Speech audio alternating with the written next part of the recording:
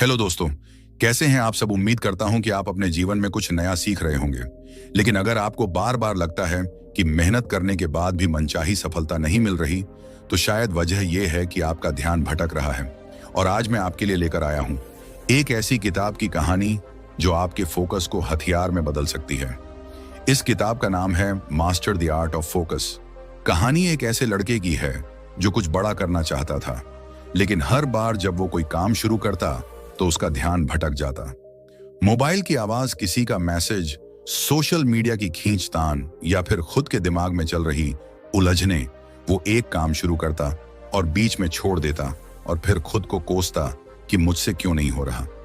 धीरे धीरे उसका आत्मविश्वास गिरता गया और उसे लगने लगा कि शायद वो किसी लायक नहीं है। लेकिन तभी एक दिन उसके हाथ में आई एक किताब जिसने उसकी सोच बदल दी। उसने किताब को पढ़ना शुरू किया और पहली ही लाइन थी, अगर तुमने ध्यान केंद्रित करना सीख लिया तो तुम्हारी किस्मत बदल सकती है। ये लाइन उसके दिल में उतर गई और उसने ठान लिया कि वो इस किताब को सिर्फ पढ़ेगा नहीं, बल्कि जिएगा। किताब में लिखा था कि ध्यान केंद्रित करना कोई जन्मजात शक्ति नहीं है, ये एक आदत है, एक स्किल है जिसे सीखा जा सकता है। बस जरूरत है रोजाना अभ्यास की। उसने सबसे पहले किताब की सलाह पर अमल करते हुए सिंगल टास्किंग शुरू की, यानी एक समय में सिर्फ एक काम करना और उस पर पूरी तरह ध्यान देना। पहले दिन ही उसने महसूस किया कि बार बार उसका ध्यान भटक रहा है, लेकिन वो रुका नहीं। दूसरे दिन उसने कोशिश की कि कम से कम 10 मिनट बिना ध्यान भटके एक ही काम पर टिका रहे, और ऐसा करते करते धीरे धीरे उसका फोकस बढ़ने लगा। किताब ने उसे सिखाया कि दिन की शुरुआत बिना प्लान के करना मतलब दिन बर्बाद करना। इसीलिए उसने हर सुबह उठकर सबसे जरूरी 3 कामों की लिस्ट बनानी शुरू की। उसने मोबाइल के नोटिफिकेशन बंद किए, सोशल मीडिया से दूरी बना ली और हर काम के लिए एक निश्चित समय तय किया। अब उसका दिन प्लान के मुताबिक चलने लगा और उसका दिमाग कम भटकने लगा। किताब में पोमोडोरो तकनीक का जिक्र था, जिसमें आप 25 मिनट तक फोकस से काम करते हैं, फिर 5 मिनट का ब्रेक लेते हैं। ये तरीका उसके लिए बहुत असरदार साबित हुआ, क्योंकि अब वो बिना थके लगातार काम कर पा रहा था और उसका प्रोडक्टिविटी लेवल 2 गुना हो गया। उसे यह भी समझ आया कि फोकस सिर्फ मानसिक नहीं होता, शारीरिक भी होता है। अगर शरीर थका हुआ है तो दिमाग कभी ध्यान नहीं लगा सकता।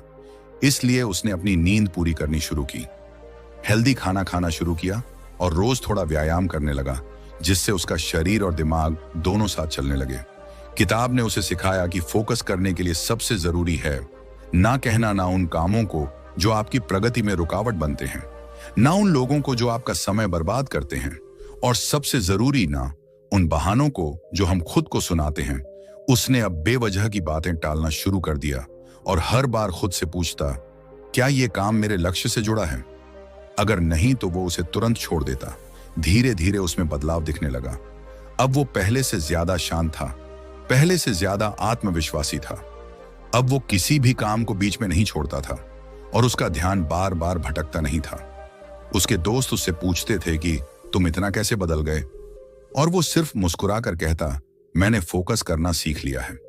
किताब ने उसे एक मंत्र दिया था, फोकस कोई जादू नहीं, ये एक आदत है, और जिसने इसे रोजाना अभ्यास से अपना लिया वो जीवन में कभी पीछे नहीं रहता। अब वो हर दिन खुद से 3 सवाल पूछता, क्या मैंने आज कुछ सीखा, क्या मैंने अपना समय सही जगह लगाया, और क्या मैंने डिस्ट्रैक्शन से खुद को बचाया? और जब उसका जवाब हाँ होता तो वो और भी ज्यादा आत्मविश्वास से भर जाता। अब उसका हर दिन प्रोडक्टिव होता, हर रात वो चैन की नींद सोता, क्योंकि उसे पता होता कि उसने दिन भर कुछ अच्छा किया है, कुछ सीखा है, कुछ बड़ा है। वो जान गया था कि फोकस करना मतलब खुद को अपने लक्ष्य की तरफ खींचना और बेकार की चीजों से खुद को बचाना। दोस्तों, ये कहानी सिर्फ उस लड़के की नहीं है, बल्कि हम सबकी है। हम सब अपनी जिंदगी में कुछ हासिल करना चाहते हैं, लेकिन बीच रास्ते में डिस्ट्रैक्शंस हमारा रास्ता रोक लेते हैं और हम वहीं के वहीं रह जाते हैं। लेकिन अगर हम आज से थोड़ा थोड़ा फोकस करना शुरू करें तो कल हमारी कहानी भी बदल सकती है। याद रखिए, दुनिया के सबसे सफल लोग सबसे तेज नहीं दौड़ते, बल्कि सबसे ज्यादा देर तक ध्यान से दौड़ते हैं। अगर आप भी कुछ बड़ा करना चाहते हैं तो फोकस को अपनी सबसे बड़ी ताकत बना लीजिए और डिस्ट्रैक्शंस को पहचान कर उनसे दूरी बना लीजिए, क्योंकि जो इंसान अपने दिमाग को कंट्रोल करना सीख गया वो अपनी किस्मत खुद लिख सकता है।